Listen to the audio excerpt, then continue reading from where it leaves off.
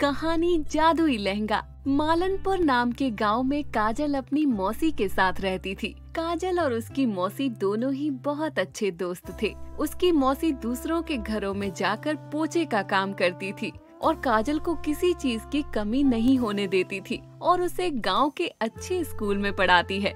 एक दिन की बात है, अंजलि अपनी मालकिन के घर में बर्तन धो रही होती है कि उसकी मालकिन आती है। मोनिका, आज मेरी बेटी का जन्मदिन है, इसलिए तुम्हें ज्यादा काम करना होगा और हाँ, काजल को भी बुला लो। अच्छा ठीक है, काजल को फोन करके बुला लेती हूँ। हाँ काजल, आज मालकिन की बेटी का जन्मदिन है, मुझे आने में देर हो जाएगी। और सुन, मालकिन ने तुझे भी बुलाया है, तो 7 बजे आ जाना। फिर काजल और मोनिका बहुत मजे करते हैं। अरे वाह मौसी, यहाँ की तैयारी तो कितनी अच्छी है। अच्छी तो होनी ही है, मालकिन की इकलौती बेटी का जन्मदिन जो है। वैसे जब आपने कहा था कि मालकिन की बेटी का जन्मदिन है और मैं आ जाऊं तो मैं बहुत खुश हो गई, मगर मुझे ये नहीं पता था कि जन्मदिन क्या होता है। आपने मेरा जन्मदिन कभी नहीं मनाया। मेरा जन्मदिन कब आता है मौसी? जन्मदिन मनाना हमारी किस्मत में नहीं है। हमारी किस्मत में 3 वक्त का खाना ही बहुत है। ये सब बड़े लोगों के लिए होता है, ना कि हम जैसे लोगों के लिए। ऐसा क्यों होता है मौसी? हम भी तो इन्हीं की तरह इंसान हैं, फिर हम क्यों इनकी तरह मर्जी नहीं कर सकते? मोनिका किसी तरह काजल को समझाती है और उसे घर ले आती है। काजल के दिमाग में यही सब कुछ चल रहा होता है। रात को वो सोती है तो अपने सपने में देखती है कि उसके भी मालकिन की बेटी की तरह जन्मदिन मनाया जा रहा है। काजल सपने में ही खुश होके हंसने लगती है। उसकी आवाज सुनकर मोनिका की आँख खुल जाती है। क्या हो गया इसे पता नहीं, सपने में क्या देख रही है जो इतना खुश हो रही है। फिर मोनिका काजल को उठाती है। ऐसे क्या देख रही हो जो इतना खुश हो रही हो? मौसी, मैंने सपने में देखा कि मेरा जन्मदिन भी मालकिन की बेटी की तरह मनाया जा रहा है। लगता है मेरा ये सपना सच होगा। तेरे दिमाग से ये सारी बातें निकाल दे, कल स्कूल भी जाना है। उसके बाद काजल सो जाती है। फिर काफी दिन गुजर जाने के बाद काजल के दिमाग में ये बात रहती है। कुछ दिन बाद काजल कहती है, मौसी आपने बताया नहीं मेरा जन्मदिन कब आता है? तू इसके लिए पागल हो गई है। पढ़ाई पर ध्यान दे। मैं देख रही हूँ कुछ दिन से पढ़ाई पे बिल्कुल ध्यान नहीं दे रही है। जा अब चुपचाप पढ़। और हाँ, आज के बाद मुझसे इस बारे में सवाल ना करना। काजल को मोनिका डांट देती है, जिसकी वजह से काजल रोते हुए घर से बाहर आ जाती है। आज मौसी ने मुझे पहली बार डांटा है। मौसी मुझे जंगल जाने से मना करती है ना, अब मैं जंगल जाऊंगी। इतना कहकर काजल जंगल चली जाती है। जंगल में एक पेड़ के नीचे बैठकर वो रोने लगती है। मौसी ऐसा क्यों कहती हैं कि जन्मदिन हम जैसे लोगों के लिए नहीं? ऐसा क्यों? भगवान अमीर लोगों के शौक पूरे करते हैं, हमारे क्यों नहीं? अमीरों को जो चाहिए होता है ले लेते हैं। हमारे पास 3 कपड़ों से ज्यादा कपड़े भी नहीं होते। ये भेदभाव क्यों? अमीरों को ही खुश रहने का हक है, हमें नहीं। तभी वहाँ से एक परी गुजर रही होती है। काजल को रोता देख परी उसके पास जाती है और कहती है, क्या हुआ? तुम इतने बड़े जंगल में क्यों रो रही हो? घर जाओ, तुम्हारी मम्मी तुम्हारे लिए परेशान हो रही होगी। मेरी मम्मी नहीं है। अच्छा, कोई तो होगा।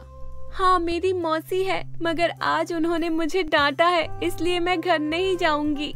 अच्छा, तो ये बात है, मगर उन्होंने क्यों डांटा तुम्हें?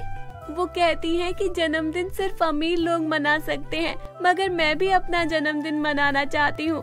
उन्होंने अभी तक नहीं बताया कि मेरा जन्मदिन कब आता है। आज मैंने पूछा तो उन्होंने मुझे डांट दिया। तो क्या हो गया? जो प्यार करता है वो ही डांटता है। तुम्हारी मौसी तुमसे प्यार करती है, वो नहीं चाहती कि तुम एक ही बात के लिए उदास हो, इसलिए उन्होंने डांट दिया। मगर परी, हम अमीरों की तरह अच्छे अच्छे कपड़े क्यों नहीं पहन सकते? हम अपना जन्मदिन क्यों नहीं मना सकते? अरे बस, ये परेशानी दूर मैं कर दूंगी। इतना कहकर परी एक खूबसूरत लहंगा प्रकट करती है। अरे वाह, ये कितना प्यारा लहंगा है।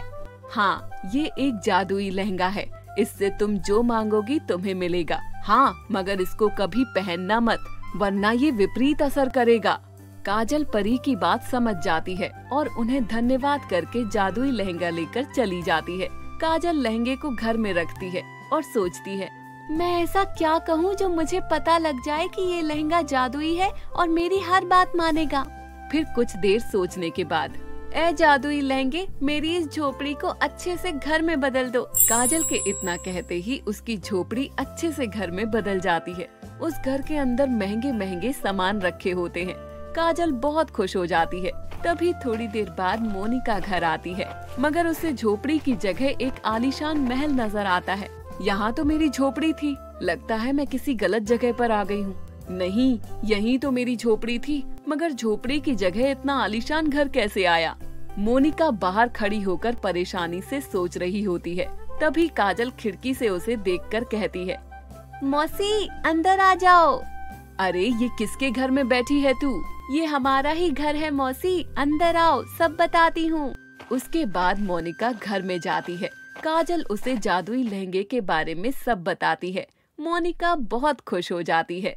अब आपको किसी के घर में झाड़ू पोछा करने की जरूरत नहीं है। अब मैं जादुई लहंगे से बहुत सारे पैसे लूंगी, उसके बाद हम अपनी बड़ी सी दुकान खोलेंगे। हाँ, ये तुमने बहुत सही सोचा है मौसी। अब हम गरीब नहीं रहे। अब तो बता दे कि मेरा जन्मदिन कब आता है?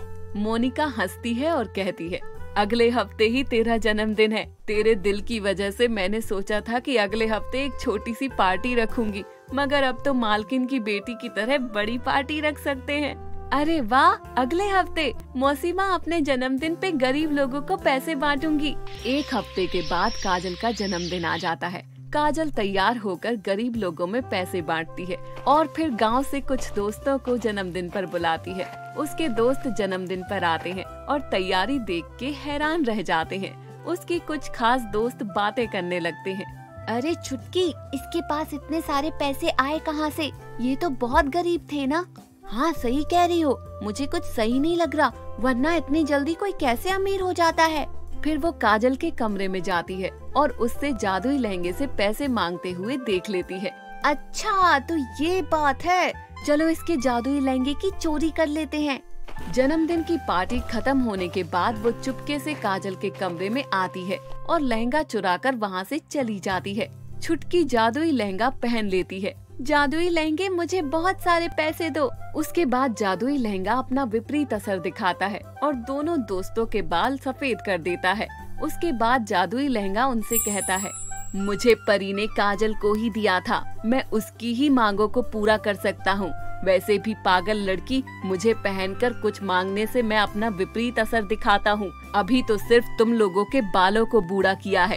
अगली बार मुझे चोरी करने की कोशिश की तो मैं इस बार पूरा बुरा हाल कर दूंगा। उसके बाद जादुई लहंगा काजल के पास वापस चला जाता है। काजल उसे देखकर, अरे जादुई लहंगे, तुम कहाँ चले गए थे? मैंने तुम्हें हर जगह ढूंढा। उसके बाद जादुई लहंगा उसे सारी बात बताता है और फिर वो खूब हंसते हैं। उसके बाद काजल अपनी जिंदगी हंसी खुशी गुजारने लगती है। ऐसी ही और वीडियोस के लिए हमारे चैनल को सब्सक्राइब करें और बेल आइकन दबाना ना भूलें।